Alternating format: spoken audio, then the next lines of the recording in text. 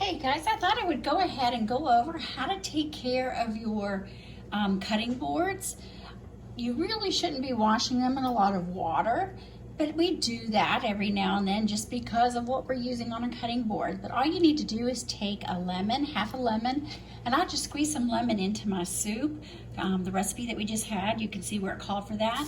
And so I just took the lemon and I ran it over, the rest of the lemon that was left, I just ran it over my cutting board and I just sprinkled on some kosher salt. And I'm literally going to just take the salt with the lemon and rub it all over the wood.